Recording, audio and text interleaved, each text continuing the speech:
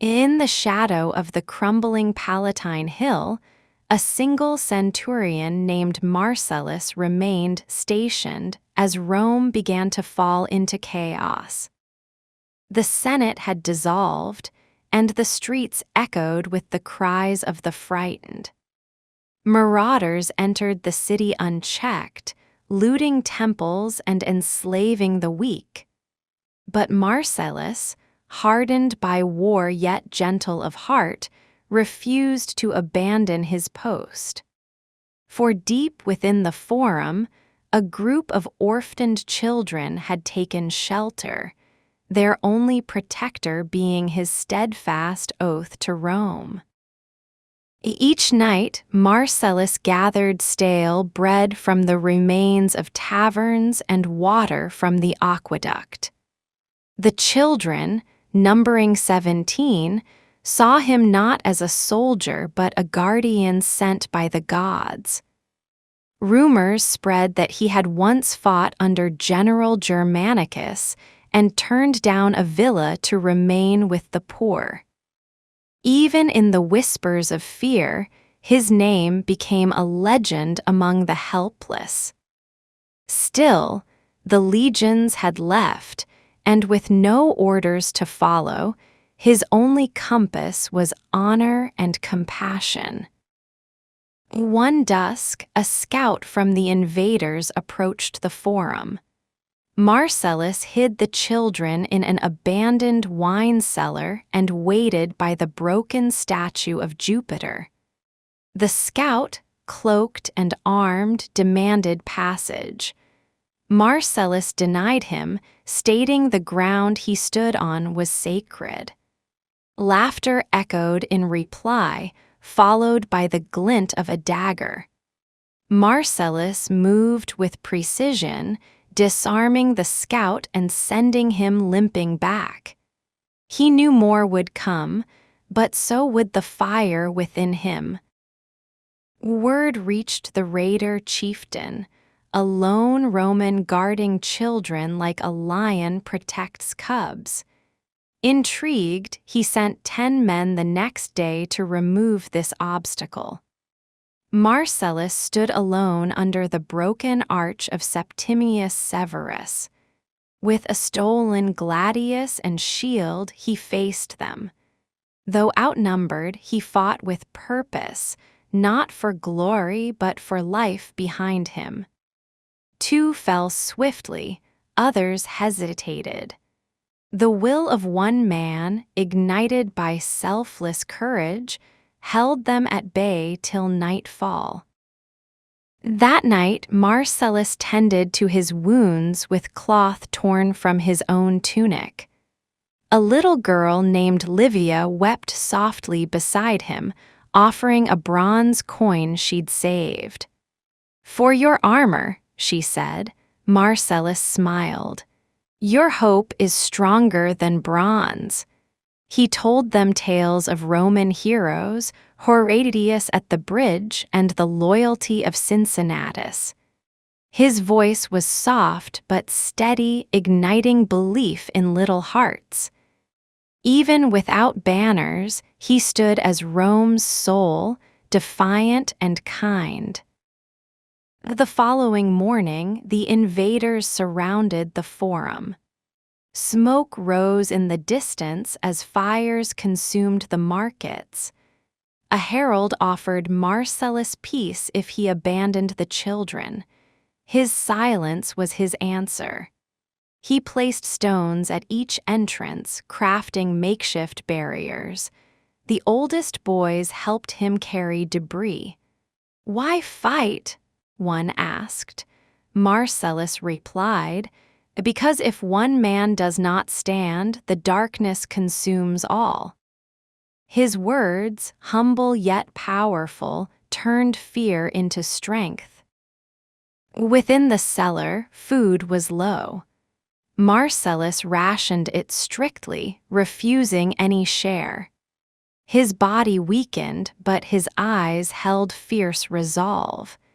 The invaders tried setting fire to the forum gates. Marcellus used water-soaked cloths and sand to douse them. He knew time was not on his side, but each delay meant more innocent lives spared. Somewhere deep inside, he believed a Roman cohort would return, yet he made no plans based on hope, only effort.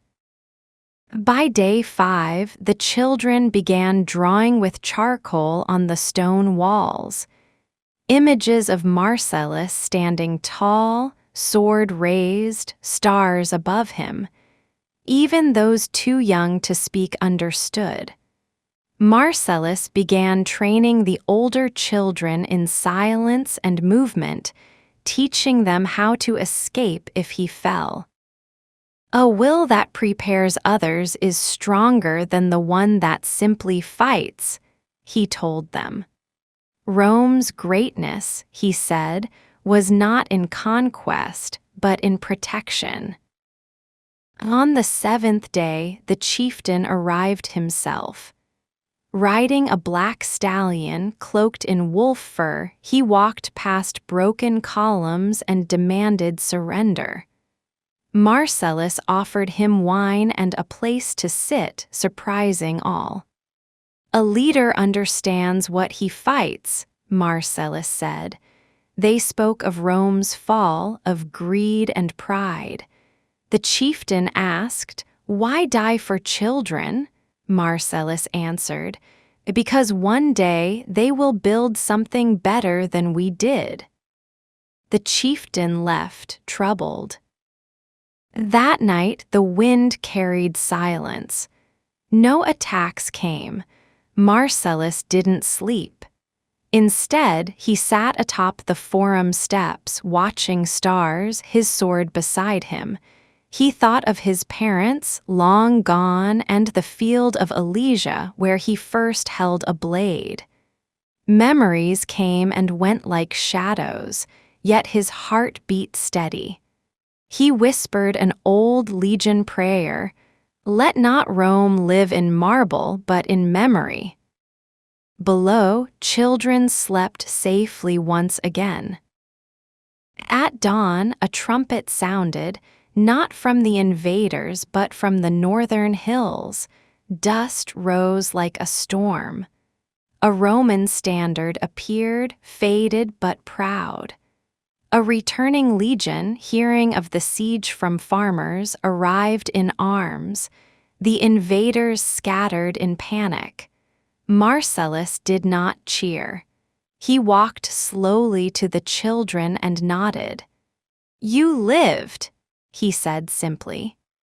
The centurion who fought without orders was now saluted by real soldiers. His will had held the walls. The general of the arriving legion approached Marcellus. "You saved them all." Marcellus responded, "They saved me." The general offered him position and honor. Marcellus refused. "Let me rest with the forum. I am its last stone." That evening he sat beneath the olive tree, eyes closing as children played safely around. The gods, it seemed, had one final Roman to watch over. His will had shaped fate not by conquest but by compassion. Years passed. Rome changed, then fell, then rose again in stories and myths. Among them, tales of Marcellus endured. Travelers spoke of the centurion of the Forum, whose courage saved 17 futures. A statue was never built, yet in children's songs and elders' fireside tales he lived on. Not for battles won, but for battles endured. Not for might, but for mercy. His name became a quiet prayer in times of fear. In the corner of the old forum, beside the remains of the olive tree, small sandals and toys were discovered buried in clay. A scroll, too, preserved in wax, read, "To whoever finds this, remember us not as victims, but as Rome reborn." It bore no name but was written in a child's careful Latin.